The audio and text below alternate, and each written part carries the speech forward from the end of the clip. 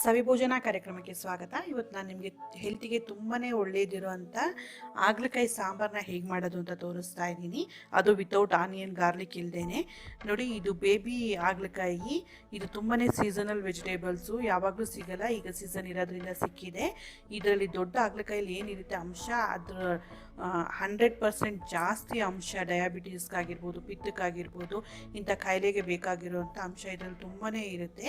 ಇದನ್ನು ಆ ಕಡೆ ಈ ಕಡೆ ತೊಟ್ಟನ್ನ ನೀಟಾಗಿ ಕಟ್ ಮಾಡಿಕೊಂಡು ಈ ರೀತಿ ರೌಂಡ್ ಕಟ್ ಮಾಡಿ, ಬೀಜ ಏನಾದರೂ ಬಲ್ತಿದ್ರೆ ಒಳಗಡೆ ಇರೋದು ಅದನ್ನು ತೆಗೆದು ರಿಮೂವ್ ಮಾಡಿಬಿಡೋಣ.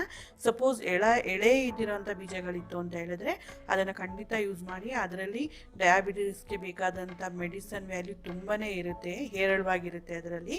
ಇದನ್ನು ಈ ರೀತಿ ಕಟ್ ಮಾಡಿಕೊಂಡು ಎಲ್ಲನೂ ನಾನು ಒಂದು ಬೌಲ್ಗೆ ಹಾಕೊಳ್ತಾ ಇದ್ದೀನಿ. ಇದು ಬೌಲ್ಗೆ ಹಾಕ್ಕೊಂಡು ನಾನು ಏನು ಮಾಡೋಣ, ಇದೆಲ್ಲನೂ ಇದೇ ರೀತಿ ಶೇಪಾಗಿ ಕಟ್ ಮಾಡಿ ಹಾಕ್ಕೊಂಡು ಇದನ್ನು ನೀರು ಹಾಕಿ ನೀಟಾಗಿ ಒಂದೆರಡು ಸಲ ತೊಳೆದಿಟ್ಕೊಳ್ತೀನಿ. ಇದನ್ನು ಆ ನಂತರ ನಾನಿಲ್ಲಿ ಏನು ಮಾಡಿದ್ದೀನಿ, ಒಂದು ನಿಂಬೆಗಾದಷ್ಟು ಹುಣಸೆಹಣ್ಣು ನೆನೆಸಿಟ್ಕೊಂಡಿದ್ದೀನಿ. ನಂತರ ರುಚಿಗೆ ತಕ್ಕಷ್ಟು ಉಪ್ಪು, ನಂತರ ಒಂದು ಅರ್ಧ ಟೀ ಸ್ಪೂನಷ್ಟು ಜೀರಿಗೆ ಯೂಸ್ ಮಾಡ್ತಾ ಇದ್ದೀನಿ ಒಗ್ಗರಣೆಗೆ. ನಂತರ 1 ಟೀ ಸ್ಪೂನಷ್ಟು ಸಾಸಿವೆ ಒಗ್ಗರಣೆಗೆ ಯೂಸ್ ಮಾಡ್ತಾ ಇರೋದು. ನಂತರ ಅರಿಶಿನ ಪೌಡರ್ ಒಂದು ಅರ್ಧ ಟೀ ಸ್ಪೂನಷ್ಟು ಅರಿಶಿನ ಪೌಡರು, ಈ ಬೇಳೆ ಸಾಂಬಾರು ಪೌಡ್ರು ಒಂದು 2 ಟೀ ಸ್ಪೂನಷ್ಟು. ಇದು ಹೇಗೆ ಮಾಡೋದು ಅಂತ ನಾನು ಲಿಂಕ್ ಡಿಸ್ಕ್ರಿಪ್ಷನಲ್ಲಿ ಹಾಕಿರ್ತೀನಿ, ಚೆಕ್ ಮಾಡಿ. ನಂತರ ಎಣ್ಣೆ 1 ಟೀ ಸ್ಪೂನು.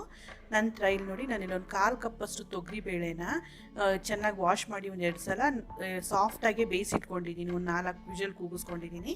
ಆನಂತರ ರುಚಿಗೆ ತಕ್ಕಷ್ಟು ಬೆಲ್ಲ. ಇದು ಹಾಗಲಕಾಯಿ ಸಾರಿಗೆ ಸ್ವಲ್ಪ ಬೆಲ್ಲ ಯೂಸ್ ಮಾಡ್ತಾ ಇದ್ದೀನಿ, ನೀವು ಬೇಡ ಅಂದರೆ ಸ್ಕಿಪ್ ಮಾಡ್ಕೊಳ್ಳಿ. ನಂತರ ಕರಿಬೇವು ಒಗ್ಗರಣೆಗೆ ರುಬ್ಬೋದಕ್ಕೆ. ನಂತರ ಸ್ವಲ್ಪ ಕೊತ್ತಂಬರಿ ಸೊಪ್ಪು.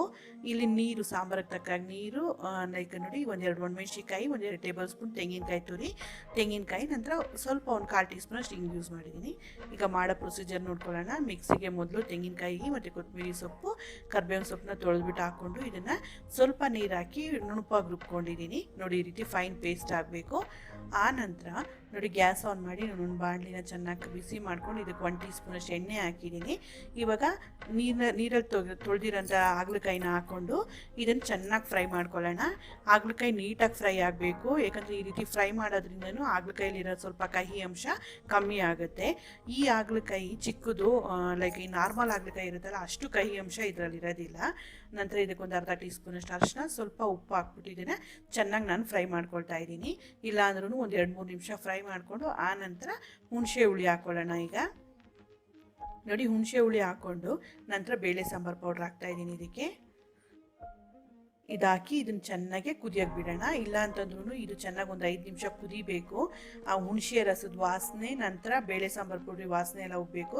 ನೀವು ನೋಡ್ತಾ ಇರ್ಬೋದು, ಇದರಲ್ಲಿ ನಾನು ಯಾವುದೇ ರೀತಿಯ ಈರುಳ್ಳಿ, ಬೆಳ್ಳುಳ್ಳಿ, ಟೊಮೊಟೊನ ಬಳಸ್ತೇನೆ ಮಾಡ್ತಾಯಿದ್ದೀನಿ. ತುಂಬಾ ಚೆನ್ನಾಗಿರುತ್ತೆ ಈ ಸಾಂಬಾರು. ನೋಡಿ, ಇದು ಚೆನ್ನಾಗಿ ಕುದ ನಂತರ ಒಂದು ಸಲ ಮಿಕ್ಸ್ ಮಾಡಿ ಇದಕ್ಕೆ ನಾನು ಬೇಳೆ ಏನು ಬೇಯಿಸ್ಕೊಂಡಿದೆ ಅದನ್ನು ಹಾಕ್ತಾಯಿದ್ದೀನಿ. ನಂತರ ರುಬ್ಬಿಟ್ಕೊಂಡಿರೋಂಥ ಮಸಾಲೆ, ತೆಂಗಿನಕಾಯಿ, ಕೊತ್ತಂಬರಿ, ನಂತರ ಕರಿಬೇವು ಏನು ರುಬ್ಬಿಟ್ಕೊಂಡಿದ್ವಿ ಅದನ್ನು ಹಾಕ್ಕೊಳ್ಳೋಣ. ಹಾಕಿ ಚೆನ್ನಾಗಿ ಮಿಕ್ಸ್ ಮಾಡಿಕೊಂಡು ಇದಕ್ಕೆ ಎಷ್ಟು ಬೇಕೋ ಅಷ್ಟು ನೀರು ಹಾಕ್ಕೊಂಡು ನೀವು ಕನ್ಸಿಸ್ಟೆನ್ಸಿ ಅಡ್ಜಸ್ಟ್ ಮಾಡ್ಕೊಂಡು ನಂತರ ಉಪ್ಪು ಹಾಕ್ಕೊಳ್ಳಿ ರುಚಿಗೆ ತಕ್ಕಷ್ಟು. ಹಾಕಿ ಇದನ್ನು ಚೆನ್ನಾಗಿ ಕುದಿಯೋಕೆ ಬಿಡೋಣ. ಇಲ್ಲ ಅಂತ ಹೇಳಿದ್ರು ಒಂದು 5 ನಿಮಿಷನಾದರೂ ಕುದೀಲಿ. ನೋಡಿ, ಈ ರೀತಿ ನೊರೆ ಕಟ್ಟು ಚೆನ್ನಾಗಿ ಬರ್ತಾಯಿದೆ. ಈಗ ಇದೊಂದು 5 ನಿಮಿಷ ನಾನು ಏನು ಮಾಡ್ತಾಯಿದ್ದೀನಿ, ಇಲ್ಲ ಅಂತ ಹೇಳಿದ್ರೆ ಇದನ್ನು ಮುಚ್ಚಿ ಒಂದು 5 ನಿಮಿಷ ಕುದಿಸ್ಕೊಳ್ತೀನಿ. ತುಂಬ ತೆಂಗಿನಕಾಯಿ ಎಲ್ಲ ಹಾಕಿದ್ಮೇಲೆ ತುಂಬ ಜಾಸ್ತಿ ಕುದಿಸೋಕೆ ಹೋಗಬೇಡಿ. ಈ ರೀತಿ ಚೆನ್ನಾಗಿ ನೋಡಿ ಎಲ್ಲ ಕಡೆ ಕುದೀತಾ ಇದೆ. ಈಗ ಇದಕ್ಕೆ ಒಗ್ಗರಣೆಗೆ ನಾನೊಂದು ಪಕ್ಕದ ಸ್ಟವ್ಗೆ ಒಂದು ಬಿಸಿ ಮಾಡ್ಕೊಂಡಿದ್ದೀನಿ ಒಗ್ಗರಣೆ ಪ್ಯಾನ್ನ. ಇದಕ್ಕೆ ಆ ಪ್ಯಾನ್ ಕಾದ ತಕ್ಷಣ ಎಣ್ಣೆ ಹಾಕಿ ನಂತರ ಇಂಗು, ಸಾಸಿವೆ, ಜೀರಿಗೆ ಹಾಕಿ ನಂತರ ಒಣಮೆಣಸಿಕಾಯಿ ಹಾಕ್ತಾಯಿದ್ದೀನಿ ಇದು ಒಗ್ಗರಣೆಗೆ. ನೋಡಿ, ಒಣಮೆಣಸಿಕಾಯಿ ಹಾಕಿ ಒಗ್ಗರಣೆ ಮಾಡಿ ಇದನ್ನು ಗ್ಯಾಸ್ ಆಫ್ ಮಾಡಿಕೊಂಡು ಈ ಕುದೀತಾ ಇರೋ ಸಾಂಬಾರ್ಗೆ ಹಾಕಿ ಗ್ಯಾಸ್ ಸ್ಟವ್ ಆಫ್ ಮಾಡ್ಕೊಳ್ಳೋಣ. ಇವಾಗ ನೋಡಿ, ಹಾಕಿ ಇದನ್ನು ನಾನು ಏನು ಮಾಡ್ತಾಯಿದ್ದೀನಿ, ಮಿಕ್ಸ್ ಮಾಡ್ಕೊಳ್ಳೋಣ. ನೀಟಾಗಿ ಮಿಕ್ಸ್ ಮಾಡಿಕೊಂಡು ನೋಡಿ, ಮುದ್ದೆಗೆ, ಅನ್ನದ ಜೊತೆ, ಬಿಸಿ ಬಿಸಿ ಅನ್ನದ ಜೊತೆ ಅಂತೂ ಸೂಪರಾಗಿರುತ್ತೆ. ಇವನ್ ಈ ಸಾಂಬಾರನ್ನ ಮಕ್ಳಿಗೂ ಕೊಡ್ಬೋದು.